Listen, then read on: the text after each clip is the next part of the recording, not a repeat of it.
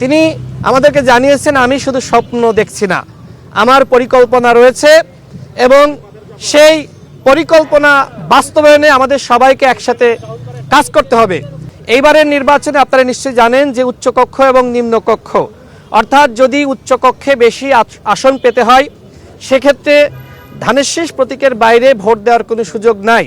আমি তার যে প্ল্যান রয়েছে সেই প্ল্যান বাস্তবায়নের একজন সারথি হিসেবে বিএনপিতে কাজ করার সিদ্ধান্ত নিয়েছি। আজকে যে আলোচনা হয়েছে সেটি স্বাভাবিকভাবে, যেহেতু আমি ঝিনাইদহ 4 আসনে নির্বাচন করছি, সেখানে কি সংকট রয়েছে এবং সেই বিষয়গুলো নিয়ে কি করা যায় আমি তার কাছে বিস্তারিত তুলে ধরেছি এবং তিনি ঝিনাইদহ 4 আসনে নির্বাচনী জনসভায় আসবেন, যেটি আগেও বিএনপির স্থায়ী কমিটির সদস্য জনাব সালাউদ্দিন আহমেদ আমাকে জানিয়েছিলেন এবং আজকেও আমি সেই বিষয়টি তাকে জানিয়েছি। ইনশাল্লাহ ঝিনাইদহ 4 আসনের মানুষের উদ্দেশ্যে বলতে চাই, জনাব তারেক রহমান আপনাদের মাঝে আসছে এবং তিনি যে সিদ্ধান্ত নিয়েছেন আমাকে আমার পাশে থাকা এবং ঝিনাইদহ 4 আসন থেকে আমি যাতে নির্বাচন করি, আমি আশাবাদী। সেখানে বিএনপির আরও কয়েকজন প্রার্থী ছিলেন, তারা জনাব তারেক রহমানের সিদ্ধান্ত মেনে আমাকে সহযোগিতা করবেন এবং ধানের শীষ প্রতীকে ভোট দিয়ে বিএনপিকে ক্ষমতায় আনবেন। এইবারের নির্বাচনে আপনারা নিশ্চয়ই জানেন যে উচ্চকক্ষ এবং নিম্নকক্ষ, অর্থাৎ যদি উচ্চকক্ষে বেশি আসন পেতে হয় সেক্ষেত্রে ধানের শীষ প্রতীকের বাইরে ভোট দেওয়ার কোনো সুযোগ নাই।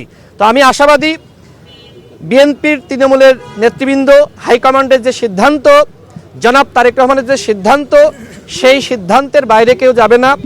সাময়িকভাবে হয়তো কেউ কেউ সংক্ষুব্ধ আছে, কিন্তু তারা সবাই জনাব তারেক রহমানের সাথে কাজ করবেন, আমাদের সাথে কাজ করবেন এবং ধানের শীষ প্রতীকে ভোট দিয়ে জনাব তারেক রহমানকে বিজয়ী করবেন। আজকের আলোচনা অত্যন্ত আবেগঘন ছিল, যেহেতু দীর্ঘ সময় পরে তার সাথে সাক্ষাৎ হয়েছে। আসলে এই আবেগঘন মুহূর্তের বিষয়গুলো আমি আপনাদের মাঝে তুলে ধরতে পারবো না।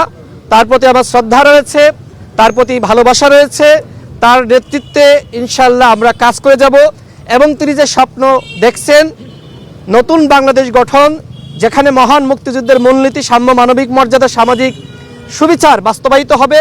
এবং আজকে তার সাথে সবথেকে যে গুরুত্বপূর্ণ বিষয়টি নিয়ে আলোচনা হয়েছে, তিনি আমাদেরকে জানিয়েছেন আমি শুধু স্বপ্ন দেখছি না, আমার পরিকল্পনা রয়েছে এবং সেই পরিকল্পনা বাস্তবায়নে আমাদের সবাইকে একসাথে কাজ করতে হবে। আমি তাকে আশ্বস্ত করেছি যে ইনশাল্লাহ আপনার সাথে ছিলাম, আছি, থাকবো। আপনার পরিকল্পনা বাস্তবায়নে অতীতে যেভাবে আপনার নেতৃত্বে আমরা লড়াই করেছি, ভবিষ্যতেও আপনার সাথে থেকে বিএনপিকে ক্ষমতায় আনা এবং রাষ্ট্র পুনর্গঠনে কাজ করে যাব ইনশাল্লাহ।